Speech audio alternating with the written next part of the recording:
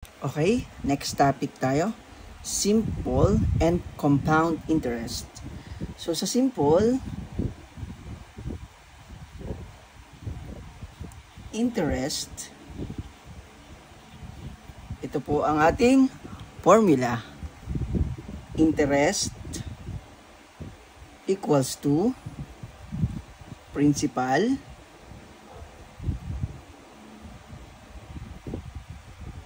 interest rate, then ang T natin ay time.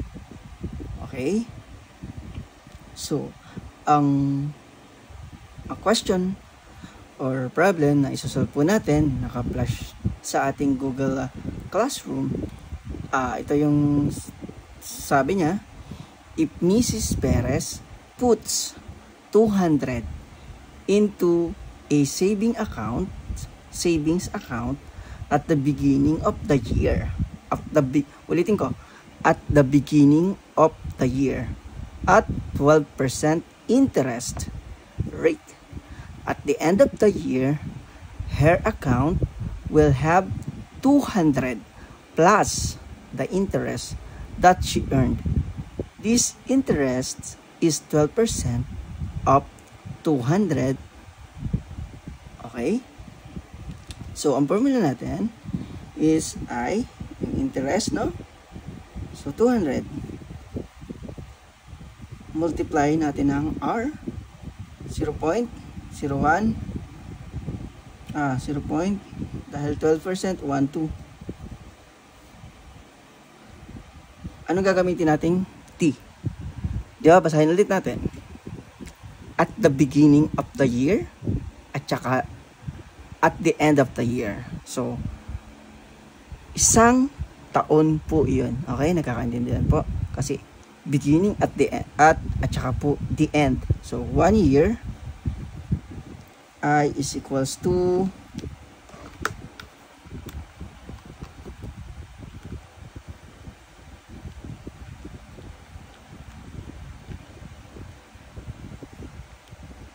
2.4. No. 24 pesos yung I or yung interest. 24 pesos. Pero ang tanong kasi is yung initial na na-deposit niya at saka interest. So ipa-plus lang natin yung 200. So, total na nasa loob ng kanyang bank account is 200 plus 24. 224 pesos. Mindful po tayo sa question ha. Baka kasi ang lumabas sa exam natin, ito pala ang hinahanap. Ito. Tapos, ang sinagot mo, ito lang. Hindi kulang, no? Isa lang yung gagawin natin na example dito sa simple interest. Kasi direct naman talaga tatali siya sa palaghihal sa calcu, no? Doon tayo mag-focus sa compound. Okay? Balik tayo sa compound interest naman tayo, no? Ano ba yung formula nito? Actually, maraming formula. Pero ito yung ginagamit ko. Papakita ko kung bakit, no? Mamaya, papaliwanag ko kung bakit. F is equals to future. Present, multiply ng 1 plus interest rate over N, then N T. Future, principal, 1 po ito, no, plus interest rate over N, and exponent niya po ay N times T, time, no? Bago tayo mag-proceed, may tinatawag na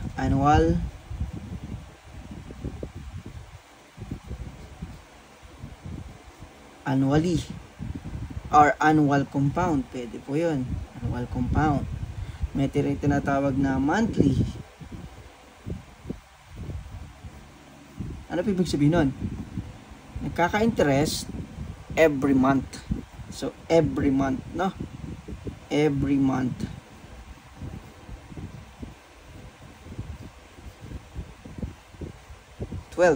Kasi sa loob na isang taon, may 12 months. Okay? And then, mayroong tinatawag na bi-monthly.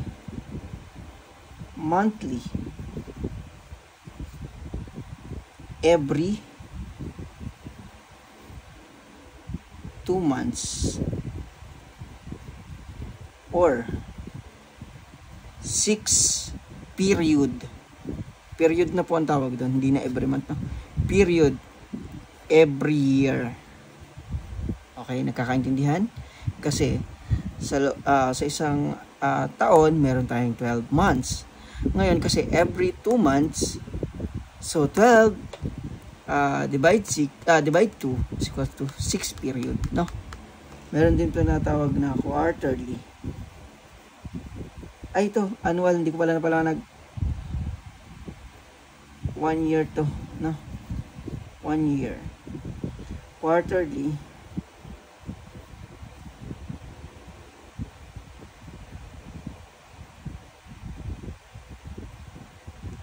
Every ano naman siya? Every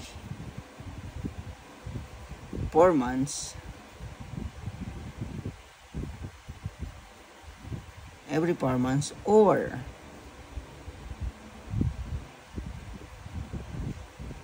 every 3 months or 4 period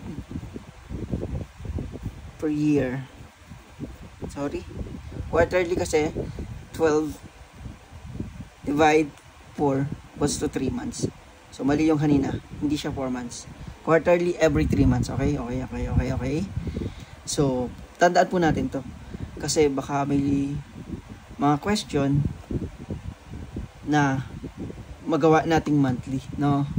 So, maging mindful po tayo dyan sa mga possible na maging exam natin na may kinalaman dito sa compound interest, lalo na dito, no?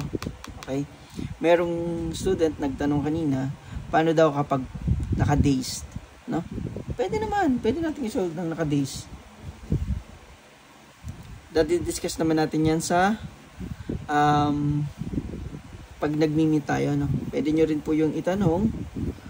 Pag may tanong kayo, may mga question po kayo, tanong lang ng tanong. Walang bayad yun. Okay? Example number 1. So, nasa ano po natin? Nasa Google Classroom. Example number 1. Chris discovers he can invest his money in PSB. In that bank, he can invest 500 pesos at an interest rate of 8% compounded monthly. So, sabi doon, monthly. Okay? How much will be in his account after 2 months? Okay, maraming question yan. 2 months, 6 months, 1 year, 2 years, and 5 years. Sagutin muna natin sa 2 months. Okay? Ang sabi po doon, ang hinahanap is yung future. So, ito yun. Ang principal or initial investment niya is 500 pesos. P is equals to 500.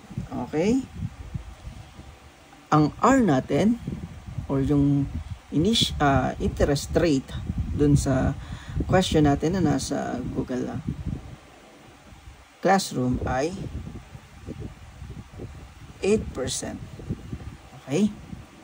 So, ngayon, ang tinatanong, sa loob daw ng 2 buwan, magkano na daw yung 500 pesos? At ito, sulat natin, 2 months. Okay. F is equals to P up. Huwag na natin sulat pala itong formula. 500 1. Okay? Plus, ano yung R natin? 8%, di po ba? Decimal, 0.08. Okay? Ano yung N natin? End. Yung N, di ba? May piniliwanag ako sa inyong annual, monthly, quarterly, at saka bi-monthly. So, ang hinahanap natin ngayon ay 2 months at saka ang sinabi monthly. So, ibig sabihin, sa loob po ng isang taon, merong 12 months. Okay? 12 months. 12. Yung N natin ay 12. Okay? Nagkakaintindihan po? Ngayon, kung ang nangyari po ay bi-monthly, ang N na po natin ay magiging 6 na. Kasi yun yung period. Ano po? Close parenthesis. Yung N natin, ano? 12.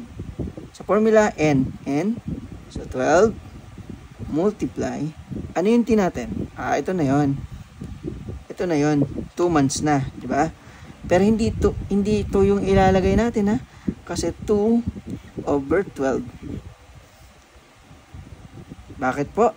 Kasi 2 months lang yung hinahanap. Pagka ang nilagay po natin dyan ay 2, magiging 2 taon po yun. Ano? So, calculate na po natin. 500 multiply ng 1 plus, okay, 0.08 over 12 12 close parenthesis, exponent po natin ay 12 multiply ng 2 over 12. Kung i-simplify natin to, pwedeng 1 over 6. Pero wag na natin i-simplify para as is tayo kung ano yung nasa board, no? So, equals 506.69 pesos. Okay? 506.69 pesos. 506.69 pesos. Okay?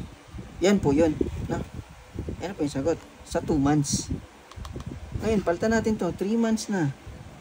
6 months na. Dun sa ating nasa question dyan. Dun sa ano natin.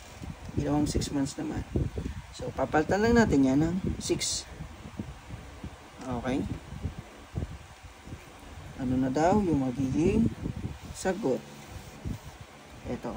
Dahil mga tamad tayo, mga engineer, no? Ilagay na lang natin yan dyan para hindi na tayo magsosolve ulit. 6. Sagot, 520.33. 6 months po yun, ha? 520.34.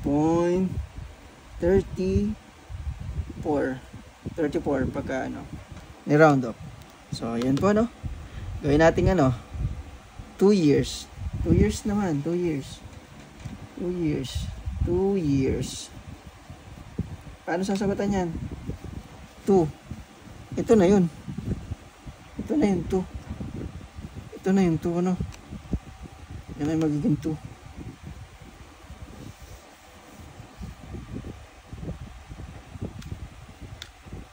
Sagot natin. Ito na. Purahin lang natin to. Then 2. So, ayan sagot. 586.44. 586.44. So, ayan po yung sagot. Ano? Paano daw? Meron kasi nagtanong kanina, ano? Paano daw kapag days lang 90 days yung gusto niya, 90 days. So 90 days okay, anong R natin? 0.08.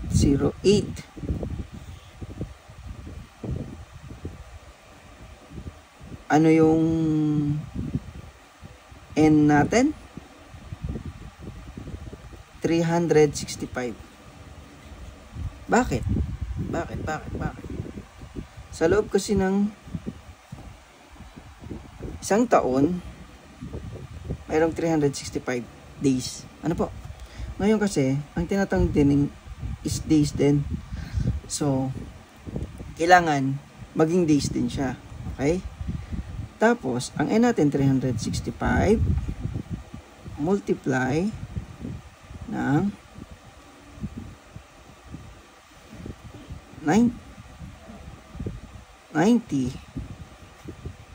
over 365. Calculate natin.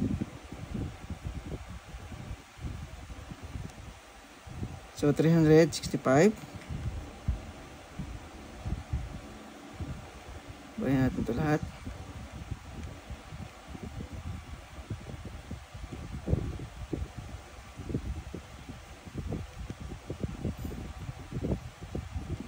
$365 multiplied by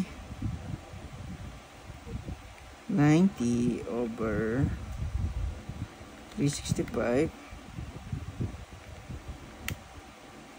Ito ang sagot.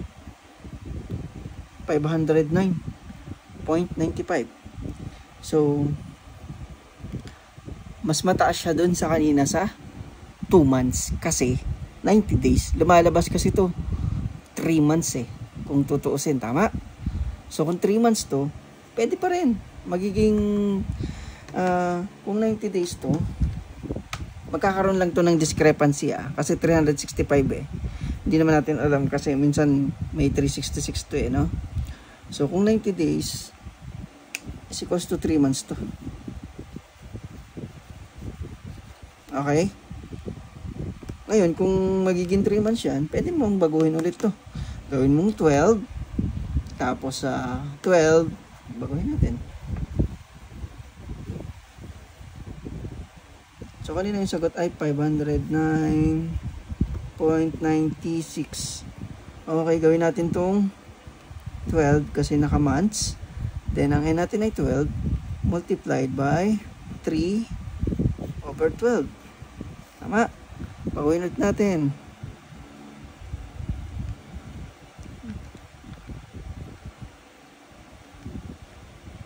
Uy, wala. 3 over 12. Ito ay magiging 12. 12. Then ito magiging 12 din. Equals po natin 510.07.